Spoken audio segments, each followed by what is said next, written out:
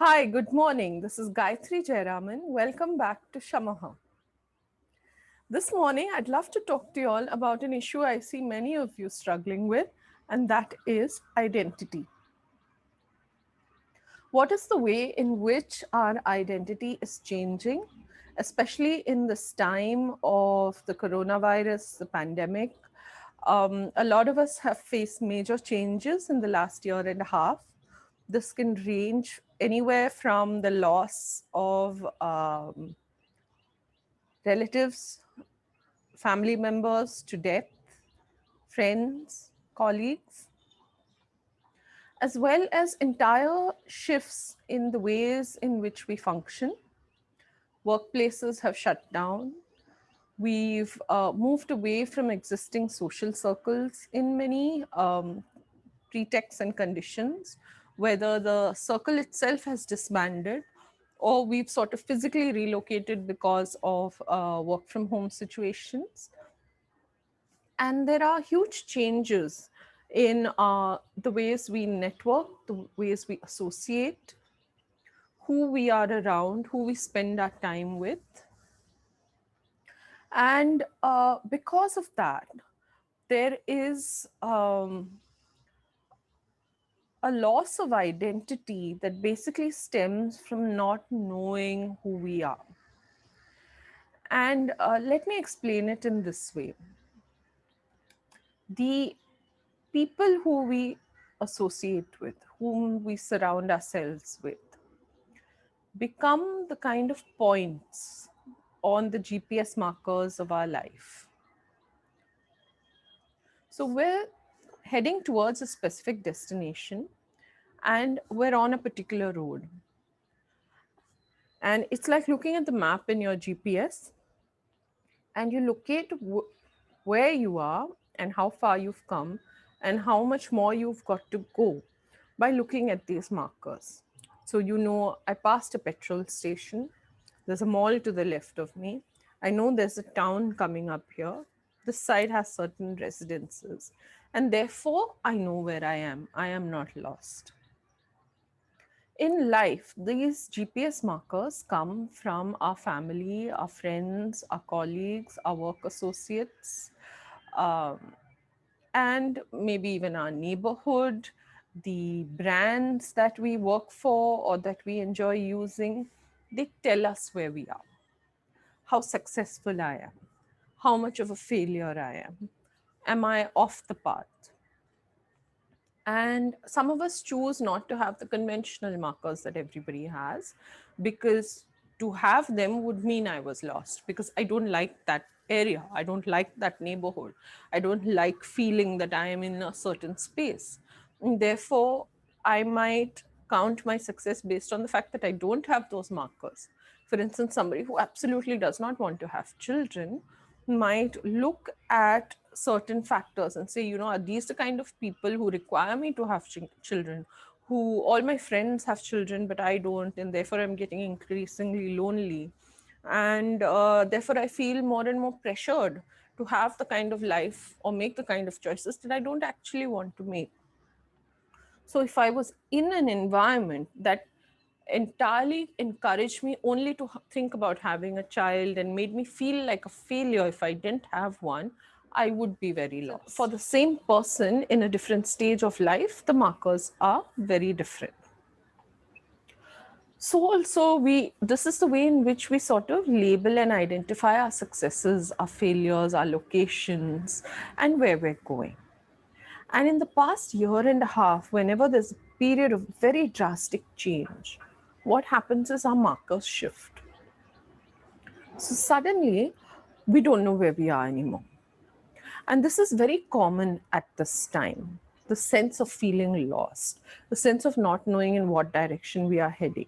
It could be that old plans we made have gotten uprooted and disrupted. Things like, okay, in 2019, I was planning to sell my house, I was planning to go to college, I was planning to relocate, I was planning to get this job in this particular field. Now, suddenly, by the end of 2020, that field no longer exists, the job opportunities no longer exist, the degree that I have been training for is redundant, and suddenly I'm going to need a whole new set of skills. So it's very normal and regular to sort of take a step back and say, oh, hang on, where am I? I'm feeling really lost now. One is the plans themselves have been disrupted. And secondly, the environment in which I was going to execute those plans have been disrupted. Thirdly, the support, the familiar faces who would have given me a sense of where I am and how I'm doing would have probably moved on, not been there, looking towards other directions, right? For instance, let's say my father is an engineer and I'm planning to graduate in engineering, but due to the coronavirus, he has passed away in November of last year. This is a hypothetical example I'm giving you, right? So now suddenly my engineering college exams have maybe been postponed. I've not gotten in. And I don't know, because I don't have the sort of bounce back from my father, the sense of pride he would have in seeing me do what he wanted me to do. So I don't even really know if I'm motivated to get into that field anymore. All of a sudden, I don't know who I am. I don't know where I'm heading. I don't know what I want to do. And because I've made that my dream for so long, I no longer know what other dream there is for me. So, this downhill feeling of feeling lost, of not knowing where you're going, of not knowing what to do, of needing a new identity is very, very normal at this time. It is to be expected. So, what are the ways in which we can recalibrate our GPS? Go to settings and say, these reset the whole thing, reset to default. But if you go back to the old default, you're going to be using old markers, and those old markers no longer are pertinent. So it's like using a map of a different area. You're still going to be lost, right? Or a map that has not been updated because the location has changed. So we need to update the map such that it reflects our present reality. What is the way in which we update that map? The first step is to be present in the here and now, is to ascertain that you yourself are not living in the past, that you yourself are not looking at a territory and saying, where are my old markers? Because if you're doing that, you're looking for things that no longer exist. You're looking for approval, you're looking for commitment, you're looking for encouragement from the people who have themselves changed, or the associations and the organizations who have themselves changed. The validation, the applause, the praise from people who are themselves grappling with a new reality. And that's probably not going to come your way. So it's very necessary to first update yourself and say, what is my present reality? Where am I in my here and now? What is the reality of it? The reality of it is those institutions, organizations I wanted to join are no longer valuable to me. The exams I wanted to give may not be relevant anymore. Maybe I need to update my skills in a new way. Maybe I need to want to be a different kind of person. Maybe I have to adapt to technology more. Maybe I need a new set of friends. Maybe my old ways of socialization are not going to cut it. My old ways of networking are not going to cut it. Maybe the industry I'm in is clearly faltering and I can see it. And I need to acknowledge that and not be in a state of denial. Various ways in which we have to tweak our perspective, our vision, our understanding to come up to date with where we are right now. That is, be very real about what has passed, what is lingering and needs to be let go of, what exists, what I have, and what I can build on. Because only when you see the lay of the land as it is, you can begin to get your bearings again. The second thing is to befriend what is there. Look out for what is familiar. If nothing is familiar, look out for what you can begin to befriend. Oh, you know what? I'm in a new town. I don't know anybody here. I don't know anything here. But that cafe looks like a friendly place. It looks like they'll give me a cup of tea and a meal, and I can sit down for 20 minutes and regroup. You don't need everybody in the new place to be your best friend. What you need to know is that there are certain safe places you can go to. I think if I get a room in that lodge, it looks like a safe environment. I can shut the door, lie on my bed, and contemplate for a while. This is what we need to do once we get a grip of the changed reality. Look for what makes you feel safe, what makes you feel protected, what makes you feel nurtured, what feeds you, what allows you to rest, what gives you the space and the time in a non threatening way for you to regroup. Once you've done that, you can say, okay, and now I have 2 or 3 things in place. I don't have everything in place, I have 2 or 3 things in place. With these 2 or 3 things, with my existing basket of skills, of talents, of knowledge, of associations, of those who have stayed with me on this journey, where can I go? Where can I expand myself ever so slightly such that it doesn't feel threatening, but also allows me to explore? Maybe I won't know exactly where I'm going. Maybe I don't have to buy a house in this new town that I don't know within a day of moving here. Maybe I can rent a place for 6 months. Maybe I can experiment. Maybe I can see where it's, what it's like, what feels familiar, which neighborhoods are kind to me, which are a bit hostile, which are unsafe, which ones do I want to avoid. Give yourself the space and the time to explore, to settle down, to move out of that feeling of being uncomfortable. Don't plant roots yet. You may not even like where you are very much. Get yourself the space and the time to become accustomed to it. Once you become accustomed to it, you will know an area much better. You're not making a commitment. You're not putting down a deposit on a house. You're just saying, I need to know this better. And give yourself that space that if this is hurting me, I'm going to withdraw, but I'm going to give it a shot. Right? And be open. Give it 100% of a good shot. It could be a new career. It could be a new relationship. It could be a relocation. Give it a shot. Allow for failures, allow for mistakes, allow for things that you don't like very much to be renegotiated, allow for contracts that are temporary. And once you settle in and get a lie of the land, it's like going back to your favorite restaurant 3 or 4 times. The third, fourth time, you know what's good on the menu and what's not good on the menu. You know that there's something that the other guy has ordered that you also want to try and that you've not been able to give it a shot. So the next time you sort of bank it in your head and say, next time I'm going to order that, or you call the waiter and say, just bring me what he's having. Because now you've seen more, you've looked around you, you've understood that their bestsellers often not, just a really great dish. It's just something that they probably want to offload for the day. So now you know how to take what is presented to you. The view is understood. It is no longer a captivating view, an amazing view, but you've understood. It's become accustomed. You've become accustomed to it. You've become familiar with it. And now you can take what is promised, the big promises, with a pinch of salt.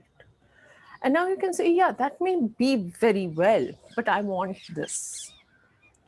And when you've given yourself that time, that space to explore, to regroup, you'll find that in this new town, there are some people you've begun to trust. There's that neighbor who's pretty reliable. There's that talkative person who seems very friendly who you do not want in your life. There is a particular store which will give you something on credit. There is somebody else you've collaborated with who you now have realized is extremely unreliable. There might be a very important person in town who's extremely political and manipulative, and while you want to stay in their good books, you think it's best to be wary of them. And there's somebody who you thought would be a good friend, who started out being a good friend, who you find is actually very jealous and not somebody you see as long-term potential, right? You've begun not only to understand the town, the landmarks, the roads, you've understood people. Now what do you? Now you begin to build your A team. Who is your A team? Your A team are those people who will be your cheerleaders, who will support you no matter what, who've got your back, who you can trust, and who you can rely on in the new space. And sometimes these are very different from the people in our old space, because we look back and we realize that some people are not able to keep up with us. They don't understand why we had to move to this new town, what we're doing here, what our mission is, why can't we just come back and be our old selves? And they're not able to keep pace. And unfortunately, you have to leave them behind, or you have to keep in touch less often. Let's say from speaking every day, you've gone to giving them a call on the weekends, and then maybe that tapers down to a month. It's unfortunate, but they just don't get you anymore. They leave a vacuum because that's one more GPS marker gone. And you say, who are the new people filling this vacuum? These are people who sort of are in your vibe. They're in your stride. They're walking with you. They're talking with you. They're pushing you in new directions. They're asking you to explore new avenues. When you're on these new challenges, they are with you. And they may not be the old familiar faces. So it's going to take a while for you to adapt to them. You're going to want to, take a while to match your strides. It's like joining a new jogging group in the garden or a walking group. Sometimes you hold back, sometimes you're a little withdrawn, and then you sort of fall into rhythm. You get into the habit. Give yourself that time. And soon you'll find in this new group that there are people, there's a mix of the old, there's a mix of the new, there's a mix of the reliable, there's a mix of the unreliable. And slowly this starts to build your support system. As this support system starts to build, this time when you're moving forward, you're also moving forward with the lessons of the last time. And that is that all this is liable to change. That all this, even the new that's coming in, the new positions, the new GPS markers may not last forever. So look at them as temporary. Be willing to fill vacant positions.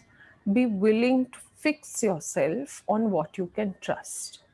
And then you begin to question, if all of this is going to change at some point, what is the thing that is going to last, that is going to be consistent, that is going to not shift the ground beneath my feet? And the more you think about it, the more you realize that is me. I'm the one who's not going to shift. I'm the only one who's going to be consistent. I'm the only one who's going to be here for me. So a little bit, while you put these new positions and markers in place, you withdraw from 100% dependency and you say, I trust you. I thank you for what you're bringing to my life. I have gratitude. I see your point of view. But at the end of it, I'm going to rely on me. And you withdraw the 100% reliance on others, and you begin to invest that in yourself, because this is a sense of self-protection. This is a defensive measure that ensures that when all of this changes again, the ship doesn't go down with it, right? With that storm. There could be another pandemic. There could be another economic collapse. There could be another recalibration. There could be war. And sure, these are all far fetched ideas, but so was the plague until 2 years ago, right? So today we are in a situation where we've seen that things can change on a dime, industries can collapse, and technology is changing so fast. Our need to adapt becomes much more pressing than our need to understand anything in the environment around us. At that point, your flexibility, your adaptability depends not on nothing around you changing, but on everything in you being able to adapt to the change, right? And the more you withdraw this dependency and invest it in yourself, the more you'll be able to leap. As the ground begins to fall away, you leap, you leap, you leap. Because the first time it's a shock, the second time you know what to do. You know that you've got to go reskill. You know that you've got to go find the new technology. You know you've got to go find the new GPS markers. You know you've got to give it a certain amount of time to get used to the new. So the second time it happens, and it will happen because change is inevitable in this world. The only factors we actually control are ourselves. So mentally at the back of the mind, it's not that we don't invest in what we have. It is we invest in it knowing that mentally at the back of the mind, this can change. And if this changes, I'm good. I know what to do. I know how to leap. I know how to jump. I know what changes I will need to introduce into my life. And I'm ready for them. And thus, the resistance to change reduces. And this is the way in which we'll be able to carve a new identity for ourselves. It is not by holding our ground, standing, putting our feet, planting them into the earth and refusing to budge. It is not by clinging to the old that is falling away, but it is by seeing and releasing what doesn't work for us anymore, by understanding the here and the now and being present to its challenges. And it is in finding the resources and the skills and the people that we need who will allow us to move forward. And this is the way to cope with change and to bring ourselves to a new identity that will work better in a changed world. So I hope this is helpful to you. Do write back with questions, suggestions, comments. Do like, share, subscribe, and let me know more topics that would help you out in your daily life. Thank you for joining, and I look forward to seeing you soon.